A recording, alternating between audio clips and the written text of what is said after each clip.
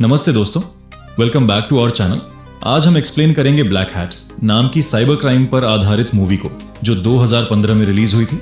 इस मूवी में हम देखेंगे एक हैकर ग्रुप एक साथ 3 बैंकों को हैक करते हैं और $74 मिलियन चुरा लेते हैं। उनका हैकिंग का तरीका इतना एडवांस्ड और पेचीदा होता है कि पुलिस को मजबूरन जेल में बंद एक हैकर की मदद लेनी पड़ती है। कहानी का अंत काफी ट्विस्ट और सस्पेंस से भरा है, जिसे देख आप हैरान रह जाएंगे, तो वीडियो को अंत तक जरूर देखिएगा। और दोस्तों, वीडियो पर लाइक, कमेंट और इस चैनल पर नए हैं तो सब्सक्राइब करना मत भूलिएगा। तो कहानी की शुरुआत में हम हांगकांग के एक न्यूक्लियर पावर स्टेशन को देखते हैं, जिसके कंट्रोल सिस्टम को किसी ने हैक करके वहां के सभी कूलिंग फैन बंद कर दिए हैं, जिससे पावर स्टेशन बेहद गर्म हो जाता है और जिसके कारण उसमें बहुत बड़ा धमाका हो जाता है। धमाके में कई लोग घायल होते हैं और कई मारे भी जाते हैं। सभी न्यूज चैनलों में यह खबर दिखाई जाती है। इसके बाद हम पुलिस के साइबर सिक्योरिटी हेड एलेक्स को देखते हैं।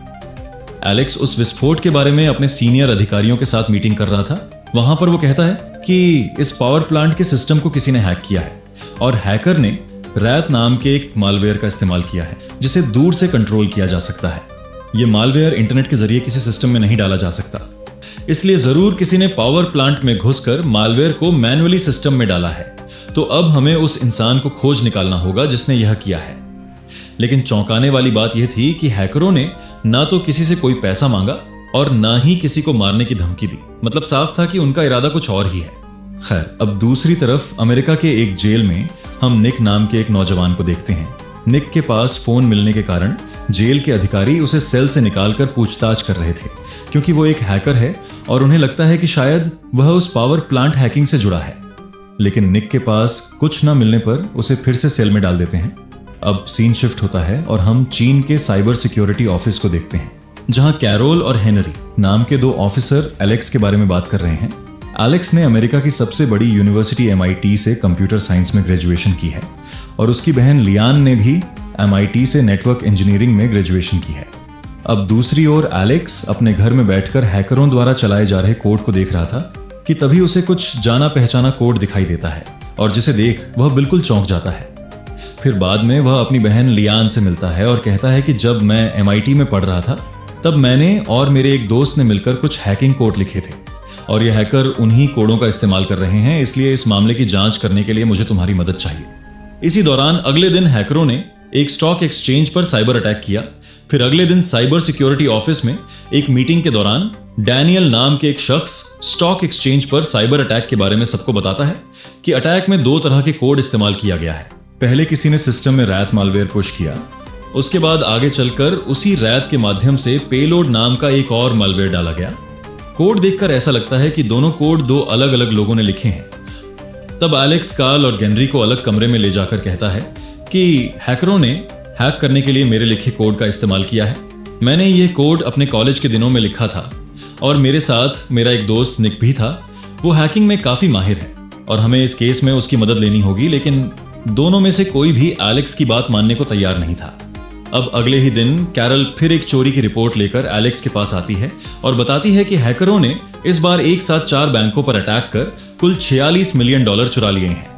वो अब फाइनेंशियल मार्केट्स की तरफ बढ़ रहे हैं और हमें उन्हें जल्द से जल्द पकड़ना होगा। एलेक्स फिर से अपने दोस्त निक का जिक्र करता है, लेकिन इस बार कैरल उसकी बात मान लेती है और निक को लाने के लिए आदमी भेज देती है। लेकिन निक उनके साथ काम करने से पहले एक शर्त रखता है। वो कहता है कि मैं तुम लोगों के साथ काम करूंगा, लेकिन बदले में मेरी सारी सजाएं माफ कर मुझे जेल से रिहा करना होगा। तब उस आदमी ने जवाब दिया कि अगर तुम हैकरों को पकड़ोगे तभी तुम्हारी शर्त मानी जाएगी। इसके बाद निक जेल के बाहर एलेक्स और कैरल से मिलता है। एलेक्स के साथ उसकी बहन लियान भी वहां मौजूद होती है। जब वह लोग प्लेन से चाइना वापस जा रहे थे तब एलेक्स निक को हैकरों द्वारा इस्तेमाल किया गया कोड दिखाता है। लेकिन निक के हाथों में लैपटॉप देखकर कैरल थोड़ी चिढ़ जाती है, क्योंकि वह अभी भी निक पर भरोसा नहीं कर पा रही थी। लेकिन एलेक्स और लियान के समझाने पर वह मान जाती है।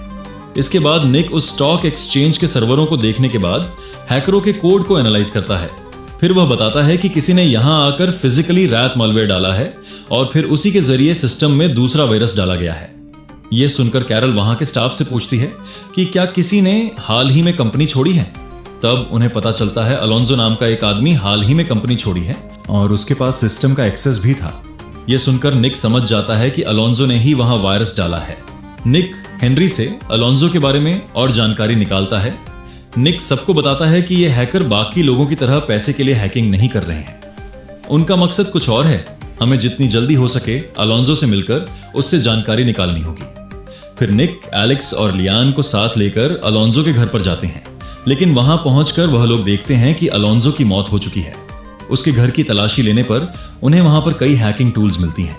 अलोंजो के कंप्यूटर की जांच करने पर निक देखता है कि वो किसी के साथ चैटिंग कर रहा था।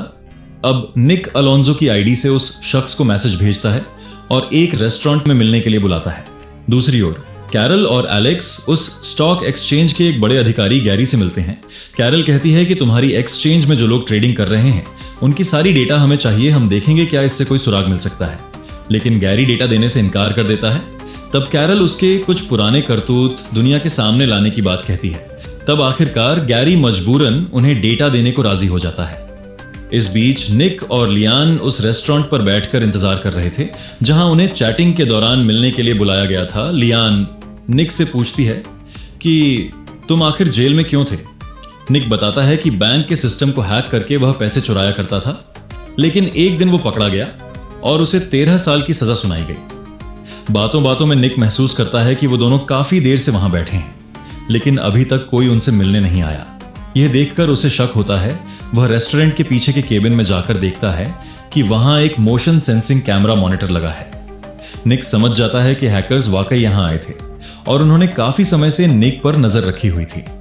निक वहां मौजूद कंप्यूटर से हैकर से बात करता है, लेकिन हैकर उसे गाली देकर लाइन डिस्कनेक्ट कर देता है। फिर निक लियान के साथ वहां से निकलने की कोशिश करता है। तभी कुछ लोग रेस्टोरेंट में घुसकर उस पर हमला कर देते हैं, लेकिन निक सभी को मारकर लियान को लेकर वहां से निकल आता है। खैर, अब दूसरी ओर कैरल और एलेक्स स्टॉक एक्सचेंज के क्लाइंट्स का डेटा चेक कर रहे होते हैं। तब वो देखते हैं कि एक ही समय तीनों बैंकों में कुल $74 मिलियन ट्रांसफर किए गए हैं और वे तीनों बैंक हांगकांग में स्थित हैं। निक एलेक्स को फोन करके बताता है कि हैकर्स ने अलोंजो का इस्तेमाल हमारी पहचान जानने के लिए किया है, इसलिए हमें इस सुराग का पीछा करने की बजाय पैसों के ट्रांजैक्शंस को ट्रैक करना चाहिए, तभी हम हैकर्स तक जल्दी पहुंच पाएंगे। फिर एलेक्स अपनी बहन लियान से निक को लेकर अगली सुबह हांगकांग पहुंचने के लिए कहता है। अगली सुबह निक और लियान हांगकांग जाने की तैयारी करते हैं, लेकिन अगले ही दिन वहां एक और न्यूक्लियर पावर प्लांट में धमाका हो जाता है। एलेक्स और उसकी टीम वहां पहुंचने के बाद पावर प्लांट के स्टाफ से पूछताछ करते हैं कि जब हैकर ने सिस्टम हैक कर प्लांट में ब्लास्ट कराया तो क्या उन्होंने किसी तरह का डिमांड या पैसे की मांग की थी। तब स्टाफ ने मना कर दिया। लियान कहती है कि जब कोई मशीन अचानक ऑफ हो जाती है तो वह इंस्टेंट मेमोरी हार्ड ड्राइव में सेव कर लेती है। अगर उसे चेक किया जाए तो हो सकता है हैकर का असली आईपी मिल जाए। तब स्टाफ बताता है कि वह हार्ड ड्राइव हमारे सर्वर रूम में है, पर पूरा इलाका इतना गर्म है कि अभी अंदर जाना नामुमकिन है। इसके बाद वो तीनों टेक नाम के एक पुलिस अधिकारी से मिलते हैं जो कुछ समय से हैकर्स को ट्रैक कर रहा था। टेक बताता है कि हैकर्स 3 अलग अलग रास्तों से आ जा रहे हैं, पर वे कभी एक दूसरे से नहीं मिलते। निक उन तीनों रास्तों को एक साथ खोलने पर देखता है कि तीनों रास्ते एक जगह पर आकर मिलते हैं। उन्होंने उस इलाके की तलाशी लेने का प्लान बनाया।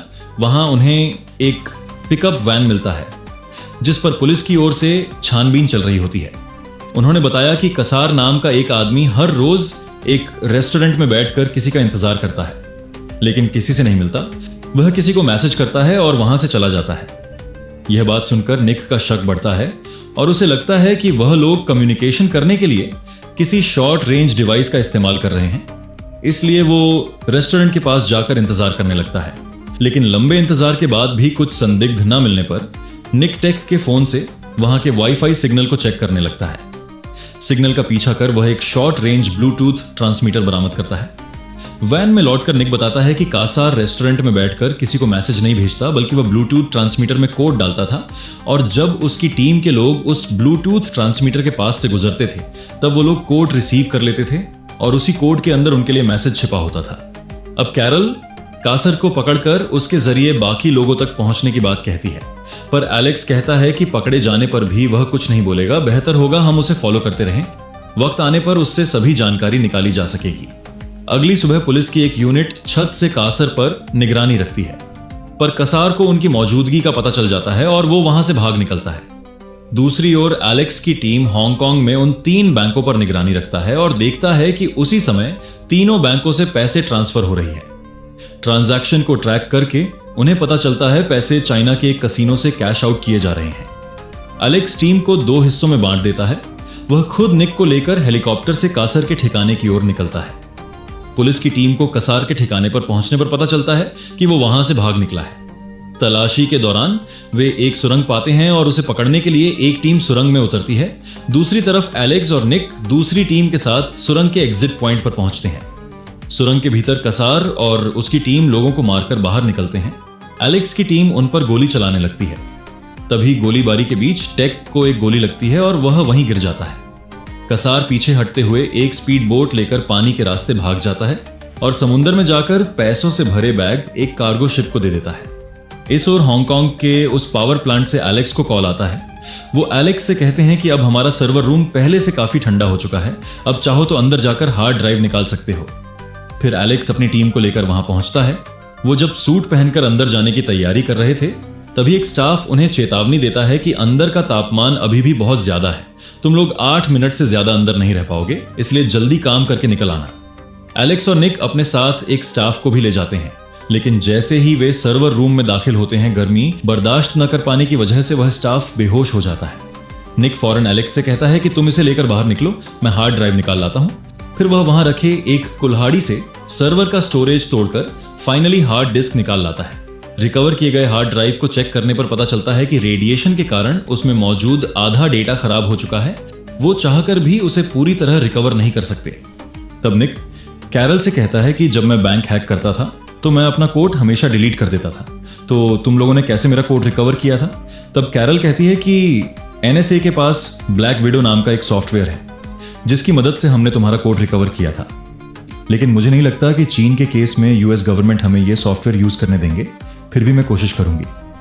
फिर कैरल एक NSA एजेंट को कॉल करके ब्लैक विडो का एक्सेस मांगती है, लेकिन वो एजेंट एक्सेस देने से इनकार कर देता है। उस सॉफ्टवेयर के बिना कोड रिकवर करना नामुमकिन था, लेकिन निक कहता है कि मैं ब्लैक विडो को हैक करके एक्सेस ले सकता हूं। यह सुनकर कैरल हैरान रह जाती है और कहती है कि यह बहुत रिस्की है और अगर NSA को पता चल गया तो वो तुम्हें जिंदा नहीं छोड़ेंगे। तब निक कहता है हमारे पास और कोई रास्ता नहीं है, तुम बस मुझे किसी सीनियर ऑफिसर का नाम बताओ, मैं उसके जरिए सिस्टम का एक्सेस ले लूंगा। अब निक रिचर्ड नाम के एक सीनियर ऑफिसर का नाम यूज करके ब्लैक विडो का पासवर्ड चेंज का कमांड देता है। जैसे ही रिचर्ड पासवर्ड चेंज करता है, नया पासवर्ड निक को मिल जाता है। निक सॉफ्टवेयर में लॉग इन कर हैकर का कोड रिकवर करना शुरू करता है। जब कोड रिकवर होता है तब निक को एक IP एड्रेस मिलता है। उस IP एड्रेस को ट्रेस करने पर वो देखता है कि लोकेशन जकार्ता के एक शहर की है, लेकिन हैकर का साइट बहुत सिक्योर है, इसलिए वे डायरेक्ट एक्सेस नहीं कर पाता। फिर लियान को ट्रांजैक्शन ID चेक करने पर पता चलता है कि हैकर ने सैटेलाइट कंपनी को कई बार पेमेंट करके मलेशिया की एक लोकेशन की फोटो खरीदी है। यह सुनकर निक कंफ्यूज हो जाता है कि आखिर हैकर को उस लोकेशन की फोटो क्यों चाहिए। इस बीच NSA को पता चल जाता है कि ब्लैक विडो सॉफ्टवेयर का इस्तेमाल हुआ है। वह लोग इस बारे में एलेक्स के सीनियर ऑफिसर को रिपोर्ट कर देते हैं। अब सीनियर ऑफिसर एलेक्स से कहते हैं कि तुमने निक को अपने टीम में लेकर बहुत बड़ा रिस्क लिया है और मैं नहीं चाहता कि NSA के सामने हमारा नाम खराब हो, इसलिए जितनी जल्दी हो सके निक को अमेरिकन्स को सौंप दो और केस खुद सॉल्व करो। इसके बाद एलेक्स लियान को मैसेज करता है कि वह निक को लेकर कहीं भाग जाए। दूसरी ओर हेनरी भी कैरल को कॉल करके गुस्सा करता है और कहता है कि निक को अब इस केस से हटाना होगा। बाद में एलेक्स एक सीक्रेट जगह पर लियान और निक से मिलता है। वह कहता है कि मैं तुम्हें अमेरिकन्स को नहीं सौंप रहा हूं, लेकिन कैरल और हेनरी तुम्हें ढूंढ लेंगे, इसलिए हमें अलग अलग होकर जकार्ता जाना चाहिए और वहीं पर मिलना चाहिए। लेकिन जैसे ही लियान और निक गाड़ी से बाहर निकलते हैं, कसार रॉकेट लॉन्चर से एलेक्स की गाड़ी उड़ा देता है। अपनी आंखों के सामने भाई को मरते देख लियान फूट फूट कर रोने लगती है। इसी बीच कैरल भी वहां पहुंचती है और कासार के साथ गन फाइट शुरू हो जाती है, लेकिन गन फाइट के दौरान कैरल को गोली लग जाती है और वहीं पर उसकी मौत हो जाती है। यह देख निक लियान को लेकर वहां से भाग निकलता है। फिर वो दोनों एक मैकेनिक से मिलकर निक के पैर का ट्रैकर हटवाते हैं और लियान उनके लिए नकली पासपोर्ट बनवाती है। फिर निक और लियान एक प्राइवेट जेट से जकार्ता पहुंचते हैं। वहां पहुंचकर वह दोनों उस लोकेशन पर जाते हैं। वहां पहुंचकर वह लोग देखते हैं कि वह एक टिन माइनिंग एरिया है। निक हैकर्स का सारा प्लान समझ जाता है। हांगकांग के पावर प्लांट को हैकर्स ने सिर्फ इसीलिए हैक किया था ताकि वो जान सके कि उन्हें कोई पकड़ सकता है या नहीं। वो एक तरह का उनका टेस्ट था। लेकिन उनका असली प्लान ये होता है कि वो लोग यहाँ पर भी पावर प्लांट को हैक करेंगे, जिसके बाद वो यहाँ के सबसे बड़े डैम को ब्लास्ट कर देंगे, जिससे यहाँ के सभी माइंस के अंदर पानी भर जाएगा। मार्केट में टिन की शॉर्टेज हो जाएगी और टिन का प्राइस आसमान छूने लगेगा। हैकर्स पहले से ही अपने चोरी किए गए $74 मिलियन टिन शेयर्स पर इन्वेस्ट करेंगे और टिन की कीमतें आसमान छूने पर वह लोग रातों रात इतने पैसे कमा लेंगे कि कोई सोच भी नहीं सकता। इसके बाद निक एक टिन माइनिंग ऑफिस में चुपके से घुसकर वहां का डेटा चोरी कर लेता है और चोरी किए हुए डेटा को चेक करने के बाद उन्हें पता चलता है कि हैकर ने पैसे एक लोकल बैंक में रखे हैं। अब निक लियान को उस लोकल बैंक में भेजता है, जहां पर लियन बैंक के एम्प्लॉय को कहती है कि मेरी यहां पर एक जरूरी मीटिंग होने वाली है, लेकिन मेरा पेन ड्राइव नहीं चल रहा, क्या आप मेरे पेन ड्राइव को अपने सिस्टम पर चेक कर सकते हैं। बैंक एम्प्लॉय उसके पेन ड्राइव को अपने सीपीयू के साथ कनेक्ट कर देता है और जैसे ही वो कनेक्ट करता है, बैंक के सर्वर का पूरा कंट्रोल निक के पास आ जाता है और निक हैकर्स के $74 मिलियन को उस बैंक से स्विस बैंक में ट्रांसफर कर देता है। साथ ही वो कसार के लिए एक मैसेज छोड़ता है कि अगर तुम अपने पैसे वापस चाहते हो तो मुझसे कांटेक्ट करो। फिर कसार उसे कॉल करता है, जिसके बाद निक कहता है कि मैं जानता हूं कि तुम्हारा भी कोई बॉस है और अगर वो अपने पैसे वापस चाहता है तो उसे मुझसे बात करनी होगी। इसके बाद कसार अपने बॉस ट्रांग से निक की बात करवाता है। ट्रांग पूछता है कि तुम्हें क्या चाहिए। निक कहता है कि आगे का जो तुम्हारा प्रोजेक्ट है उसमें मुझे एक हिस्सा चाहिए।